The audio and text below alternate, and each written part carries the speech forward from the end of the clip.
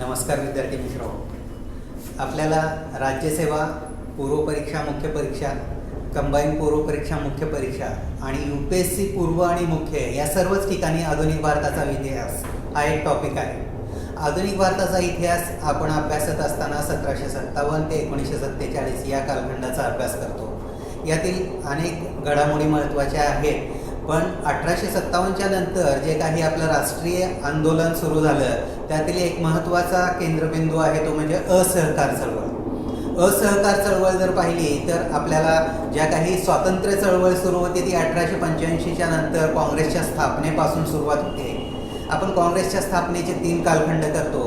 1885 ते 1905 हा पहिला कालखंड जो आपण मवाळवादी कालखंड म्हणतो. दुसरा कालखंड करतो तो म्हणजे 1905 ते 1920 पर्यंतचा हा जहालवादी कालखंड आणि तिसरा कालखंड करतो तो 1920च्या नंतर गांधी युग किंवा गांधी चळवळ म्हणून. या गांधी युगातील ही पहिली चळवळ म्हणजे कुठली? असहकार चळवळ. राष्ट्रीय चळवळीमधील अगदी म्हणजे तसं पाहायला गेलं तर जनसामान्यांची पहिली चळवळ म्हणतील ती म्हणजे स्वदेशी मूव्हमेंट, जी बंगालच्या फाळणीच्या विरोधामध्ये सुरू झालेली होती. आणि त्यानंतर सर्वात मोठी चळवळ म्हणून आपण पाहतो ती म्हणजे पहिली असहकार चळवळ, जी गांधीजींच्या नेतृत्वाखाली अखिल भारतीय स्वरूपामध्ये आपण पाहतो. कारण गांधीजींची पहिली चळवळ तसं पाहायला गेलं तर चंपारण्य आहे, अहमदाबाद मिल मजदूर चळवळ आहे, त्यानंतर आपण खेडा सत्याग्रह पाहतो आणि यानंतर महात्मा गांधींची पहिली चळवळ महत्त्वपूर्ण म्हणतो ती म्हणजे असहकार चळवळ. आता 1920ला ही जरी चळवळ सुरू झाली असली तरी याच्या पाठीमागच्या ज्या काही दशकामधील ज्या घडामोडी आहेत त्या महत्त्वपूर्ण ठरतात. कारण 1911ला आपण पाहतोय की दिल्लीमध्ये आपली राजधानी ट्रान्सफर करण्यात आली कलकत्त्यावरून. त्यानंतरच्या कालखंडामधील घडामोडीचा विचार करता मोर्लेमेंटो रिफॉर्म झालेले होते आणि त्या दृष्टीनं काही बदल झालेले आपण राजकीय चळवळीमध्ये पाहतो.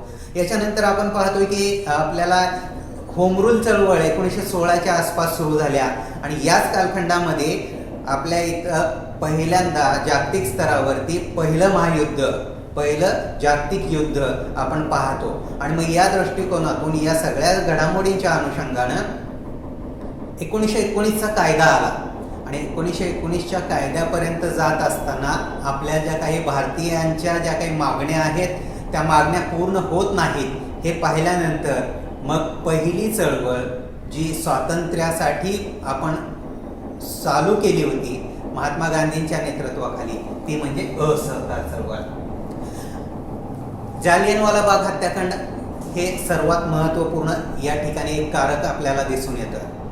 कारण पहिलं महायुद्ध सुरू झालेलं होतं आणि पहिल्या महायुद्धाच्या अनुषंगानं सरकारनं रॉलेट ॲक्ट म्हणजे काळा कायदा ज्याला म्हटलं जातो तो कायदा आणला, ज्याच्यानुसार भारतीयांनी जर राजकीय चळवळ सुरू केली तर त्यांना कुठल्याही आरोपाशिवाय त्यांना अटक करण्याचा अधिकार पोलिसांना देण्यात आलेला होता. आणि अशा वेळेस जालियनवाला बाग हत्याकांड याच्यामुळे लोकांमध्ये असंतोष निर्माण झाला आणि त्याचा परिणाम असा झाला की लोकांचा उत्स्फूर्त सहभाग या चळवळीमध्ये आपल्याला पाहायला मिळतो. दुसरं याचं एक कारण आपण काय पाहतो की पहिलं महायुद्ध सुरू झालं आणि मोठ्या प्रमाणामध्ये महागाई वाढली. अगदी आपण अहमदाबाद मिल मजदूर जो काही सत्याग्रह पाहतो त्याच्यामध्येही कारण तेच होतं. जरी प्लेगचा बोनस आणि या बाकीच्या गोष्टी जरी पाहिल्या तरी पण मूळ कारण काय दिसून येतं? महागाई. आणि त्या दृष्टिकोनातून आपल्याला हे महागाई मोठ्या प्रचंड प्रमाणामध्ये वाढल्यामुळं ही लोकांचा असंतोष ब्रिटिश शासनाच्या विरोधामध्ये आपल्याला पाहायला मिळतो.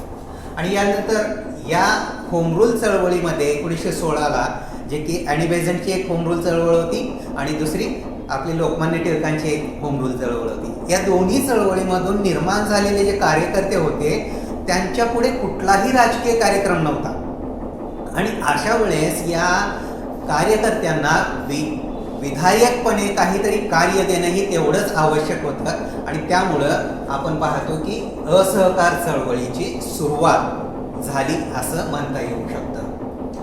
22 जून 1920 रोजी महात्मा गांधींनी आपण काय पाहतो की गव्हर्नर जनरल त्यावेळेचे जे काही तत्कालीन गव्हर्नर जनरल होते लॉर्ड रिडिंग, या लॉर्ड रिडिंगना एक महत्त्वपूर्ण असं पत्र लिहिलं आणि त्या पत्रामध्ये सांगितलं की ब्रिटिश शासन हे अन्यायावरती आधारित असल्यामुळं आम्हाला या अन्यायाचा विरोध करणं हे आमचा नैसर्गिक हक्क आहे आणि त्या दृष्टिकोनातून आपण पाहतोय की जनतेचा हा हक्क आम्ही बजावणारच या दृष्टिकोनातून असहकार चळवळ सुरू झाल्याचं आपल्याला पाहायला मिळतं. सप्टेंबर 1920चं कलकत्ता अधिवेशन काँग्रेसचं खास अधिवेशन म्हणून बोलावलं आणि या खास अधिवेशनामध्ये या चळवळीचा एक लेखाजोखा किंवा अधिकृतपणे ही चळवळ कशी चालवली जावी या दृष्टिकोनातून एक मांडणी करण्यात आली.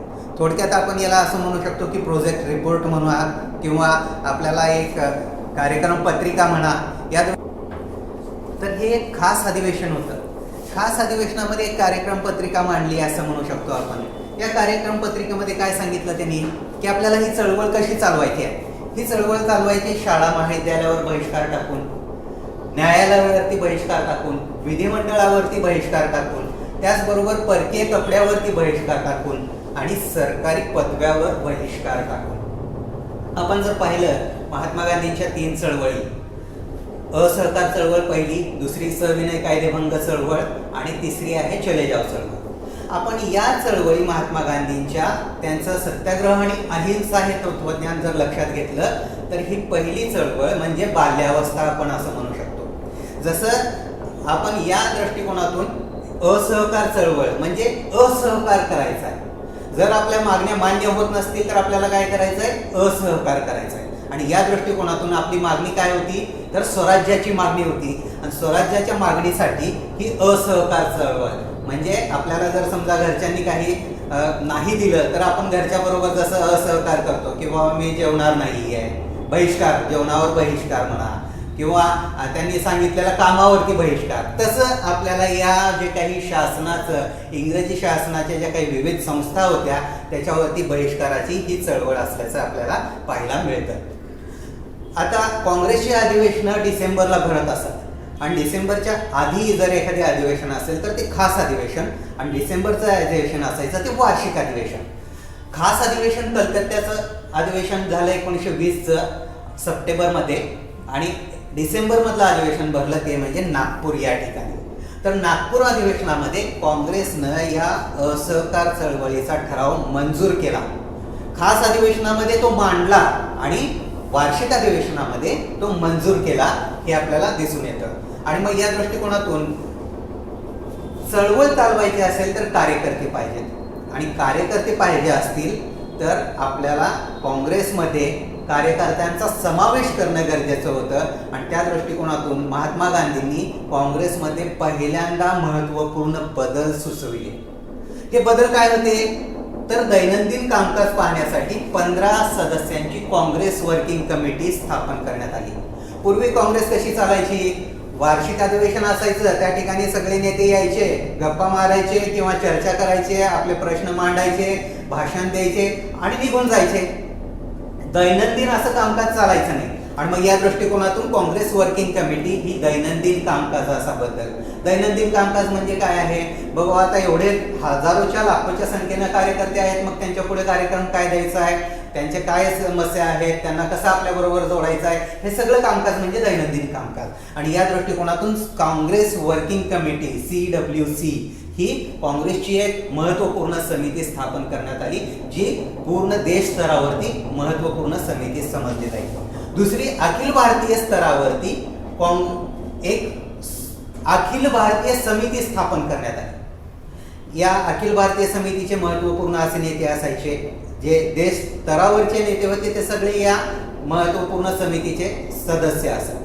त्यानंतर प्रांतीय स्तरावरती प्रांतीय समित्या म्हणजे स्टेट वर्किंग कमिटीज थोडक्यात स्थापन करण्यात आल्या. आणि त्यानंतर मग जिल्हा समिती असायची आणि त्यानंतर मग खाली तालुका पातळीवरची, त्यानंतर तालुक्यामधून गाव पातळीवरती आपण म्हणू शकतो आणि त्यानंतर मग वार्ड समित्या वगैरे. म्हणजे वार्ड समित्या ते अखिल भारतीय समित्या ही एक चेन तयार करण्यात आली, ही साखळी तयार करण्यात आली आणि त्यामुळं गल्लीतील एक महत्त्वपूर्ण नेता किंवा व्यक्तीही सदस्य होऊ शकायचा. आणि यामुळे आपण काय पाहतो, मोठ्या प्रमाणामध्ये काँग्रेसचा विस्तार झाला आणि कार्यकर्ते मोठ्या प्रमाणामध्ये काँग्रेसला लाभले असं म्हणता येऊ शकतं. त्यानंतर 25 पैसे देऊन कोणताही व्यक्ती या काँग्रेसचा सदस्य होऊ शकायचा. आणि हे सगळ्यात महत्त्वपूर्ण होतं की काँग्रेसला चळवळ चालवण्यासाठी पैसेही जमा व्हायला लागले आणि त्याचबरोबर काँग्रेसला नेते सुद्धा कार्यकर्ते सुद्धा मोठ्या प्रमाणामध्ये मिळायला लागले आणि यामुळे पुढील काळामधील सगळ्या चळवळींना मोठ्या प्रमाणावरती स्थानिक जिल्हा पातळीवर त्याचबरोबर राज्य पातळीवर प्रांतीय स्तरावर आणि अखिल भारतीय स्तरावरती मोठ्या प्रमाणामध्ये चळवळींना कार्यकर्ते मिळाल्याचं आपल्याला पाहायला मिळतं. तर हे एक सगळ्यात महत्त्वपूर्ण बदल लक्षात घेणं गरजेचं आहे.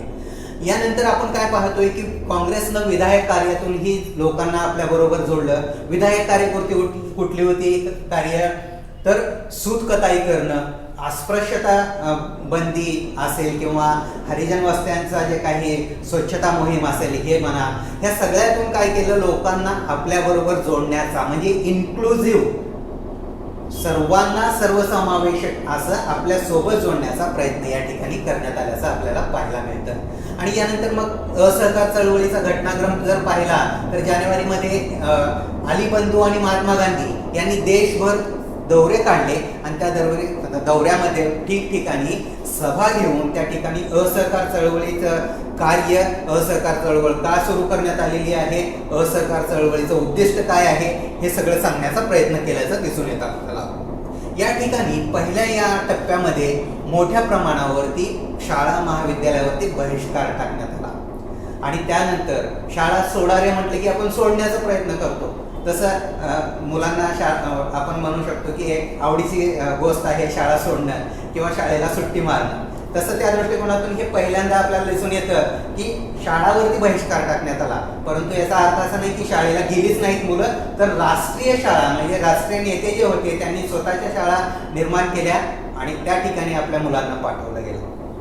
तर अशा पद्धतीने आपण पाहतो की शाळा महाविद्यालयावर बहिष्कार टाकण्यात आले. यावेळेस मोठ्या प्रमाणावरती वेगवेगळ्या विद्यालयांची स्थापना करण्यात आली. याशिवाय मोठ्या प्रमाणामध्ये शाळा महाविद्यालय विद्यापीठ हे सर्वांची स्थापना आपल्याला झाल्याचं दिसून येतं. याच्यामध्ये आपल्याला काशी विद्यापीठ, बिहार विद्यापीठ, गुजरात विद्यापीठ, जामिया इस्लामिया विद्यापीठ या विद्यापीठांची स्थापना ही पाहायला मिळते. आता या जो काही मुद्दा होता या मुद्द्याला सर्वाधिक यश जे मिळालं बंगाल, आंध्र प्रदेश, उत्तर प्रदेश, कर्नाटक, पंजाब या ठिकाणी मिळाल्याचं आपल्याला पाहायला मिळतं. याच कालखंडामध्ये आपल्याला पाहायला मिळतं की परदेशी मालावरती बहिष्कार टाकण्यात आला आणि परदेशी मालावरती बहिष्कार टाकल्यानंतर जे परकीय माल यायचा तो 50% कमी झाला. म्हणजे आयात जी आहे 50% कमी झाली आणि याच्यामुळं ब्रिटिश सरकारचं एक प्रकारे काय म्हणतो आपण की आर्थिक आघात मोठ्या प्रमाणावरती झाला. थोडक्यात नाक दाबलं असं म्हणता येऊ शकेल आणि त्याच्यामुळं आपल्याला दिसून येतं की ब्रिटिश सरकारला या ठिकाणी मोठा सेटबॅक बसल्याचं आपल्याला पाहायला मिळतं. यानंतरच्या पुढल्या 6 महिन्यानंतर जुलै 1921 नंतर आपल्याला पाहतोय की आपण मोठ्या महत्त्वपूर्ण घटना या ठिकाणी झालेल्या दिसून येतात. एक तरी अली बंधूंनी पहिल्यांदा सैनिकांना आव्हान केलं की तुम्ही ब्रिटिशांची नोकरी सोडा आणि राष्ट्रीय चळवळीमध्ये सहभागी व्हा. ही पहिली घटना होती आतापर्यंतच्या 1857 नंतरच्या कालखंडामध्ये की डायरेक्टली सैनिकांना आव्हान करण्यात आलं, सैनिकांना पर्यंत राष्ट्रवाद पोहोचवण्याचा प्रयत्न करण्यात आलेला आपल्याला पाहायला मिळतो. नोव्हेंबर 1921 मध्ये प्रिन्स ऑफ वेल्स हे मुंबईमध्ये येत होते आणि प्रिन्स ऑफ वेल्स जे गेटवे ऑफ इंडिया आहे मुंबईचं, ते गेटवे ऑफ इंडिया आहे, प्रिन्स ऑफ वेल्स येणार आहेत म्हणून ती एक बांधलेली कमान आहे हे लक्षात असू द्या. तर त्या दृष्टिकोनातून प्रिन्स ऑफ वेल्स या ठिकाणी येत होते आणि महात्मा गांधींची त्याच दिवशी सभा भरवण्यात आलेली होती आणि मग सभेतून जाणारे लोक आणि त्याचबरोबर प्रिन्सच्या स्वागत समारंभातून येणारे लोक यांच्यामध्ये थोडेसे बाचाबाची झाली म्हणू शकतो, थोडेसं वादविवाद झाले आणि त्यातून मुंबईमध्ये पुढील काळामध्ये दंगे होत राहिले. मुंबईमध्ये हे जे काही घटना घडायला लागल्या, हिंसक घटना सुरू झाल्या, त्यातून 2-3 दिवस पुढे आपल्याला मुंबईमध्ये हे दंगे सुरू राहिलेले आपल्याला पाहायला मिळतात. त्याच वेळेस काँग्रेसच्या कार्यकर्त्यांनी पोलीस दलासारखं काम केलं जे पोलिसांना कधीही रुचणारं नव्हतं. कारण पोलिसांचं काम जर सामान्य माणूस करायला लागला तर पोलीस पहिल्यांदा त्या सामान्य माणसाला आत टाकतील आणि त्याच दृष्टिकोनातून या ठिकाणी ही आपल्याला पाहायला मिळतं की हे पोलिसांना रुचणारी गोष्ट नव्हती. आणि याचबरोबर डिसेंबर 1921 मध्ये सी आर दास यांना अटक करण्यात आली म्हणून पुढील त्याचं उत्तर म्हणून CR दास यांची अध्यक्ष म्हणून काँग्रेसनं निवड केली. जानेवारी 22 मध्ये गव्हर्नर जनरल लॉर्ड रेडिंग यांच्या पुढे काही अटी ठेवल्या आणि जर त्या अटी मान्य नाही झाल्या तर महात्मा गांधींनी सांगितलं की सविनय कायदेभंग चळवळ सुरू करण्यात येईल. आणि त्याचबरोबर लगेच पुढे आपण काय पाहतो की 5 फेब्रुवारी 1922 ला उत्तर प्रदेशातील गोरखपूर जिल्ह्यामध्ये चौरी चौरा या ठिकाणी पोलिसांचा हिंसक वारदातीमध्ये मृत्यू झाला. आणि महात्मा गांधींचं जे तत्व होतं अहिंसेने ही चळवळ चालवायची आहे, तर त्या तत्वाला हरताळ फासल्यामुळं ही चळवळ महात्मा गांधींनी मागे घेण्याचं घोषित केलं. आता ही चळवळ मागे घेण्याची कारणं जर बघितली तर हिंसा सुरू झालेली होती आणि हिंसेला जर सरकारनं उत्तर द्यायचं ठरवलं तर सरकारपेक्षा हिंसक कोणीही होऊ शकत नाही, हा जगाचा इतिहास आहे. आणि अशा वेळेस सामान्य लोक दगड धोंडे काठ्या याच्यानं जर हिंसेला उत्तर देऊ लागली तर लोकांचाच बळी याच्यामध्ये जाणार होता. कारण सरकारसारखं हिंसक या ठिकाणी ब्रिटिश सरकारसारखा हिंसक या ठिकाणी कोणीही होऊ शकलं नसतं. म्हणून ही चळवळ मागे घेण्याचं एक नियोजन करण्यात आलं. आणि दुसरं म्हणजे जुलैनंतर या चळवळीचा जो काही जोर आहे तो ऑलरेडी कमी होत चाललेला होता आणि त्यातच हिंसक घटना झाली आणि त्यामुळे महात्मा गांधींनी ही चळवळ मागे घेतली. पण ही चळवळ मागे घेतली याचा अर्थ असा आहे की ही चळवळ थांबली असा होत नाही, तर ही स्टार्ट होती, ही सुरुवात होती. महात्मा गांधींनी त्यांच्या यंग इंडियाच्या वर्तमानपत्रामध्ये लिहिलेलं होतं की आत्ता ही राष्ट्रीय चळवळीची सुरुवात आहे. थोडक्यात आपण जसं दबंग पार्ट 1 दबंग पार्ट 2 असं पाहतो, तसं राष्ट्रीय चळवळीचा पार्ट 1 म्हणजे असहकार चळवळ, त्याच्या पुढला पार्ट म्हणजे सविनय कायदेभंग चळवळ आणि त्याच्या पुढला पार्ट म्हणजे चले जाव चळवळ असं म्हणता येऊ शकतं. तर त्या दृष्टिकोनातून ही सुरुवात होती असं म्हणू शकतो. आणि राष्ट्रीय चळवळीला अनुसरून वेगवेगळ्या इतर चळवळी सुरू झाल्या, हे एक याचं महत्त्वाचं वैशिष्ट्य आपल्याला दिसून येतं. आणि एकूणच काय आहे तर महात्मा गांधींनी ही जे असहकार चळवळ सुरू केली ती असहकार चळवळीचं लोण शेतकऱ्यापर्यंत पोहोचलं, म्हणून शेतकरी चळवळी सुरू झाल्या. पंजाबमधील धार्मिक चळवळ म्हणून अकाली चळवळ आपल्याला पाहायला मिळते. याच काळामध्ये मंदिर प्रवेशाचे लढे सुरू झाले, धार्मिक चळवळ त्या दृष्टिकोनातून पाहायला मिळते. म्हणजे अन्याय ज्या ज्या ठिकाणी आहे त्या प्रत्येक ठिकाणी आपल्याला असहकार चळवळीच्या दृष्टिकोनातून अन्यायाला विरोध सुरू झाल्याचं पाहायला मिळतं. तर या दृष्टिकोनातून ही असहकार चळवळ महत्त्वपूर्ण ठरते हे दिसून येतं आपल्याला. आणि सगळ्यात महत्त्वाचं हे जे काही आता आपलं डिस्क्रिप्शन झालं आहे हे तुम्हाला ऑब्जेक्टिव्ह म्हणून पण महत्त्वाचं येईल आणि त्याचबरोबर आपल्याला हेच याच्याच दृष्टिकोनातून UPSCसाठी डिस्क्रिप्टिव्ह मॅनरमध्ये पण उत्तर लिहिता येऊ शकेल. तर या दृष्टिकोनातून असहकार चळवळीचं महत्त्व याच्याबद्दलची जी काही PDF आहे ती PDF आपल्याला लिंक दिलेली आहे, त्या लिंकवरून तुम्ही डाउनलोड करून घेऊ शकता. धन्यवाद.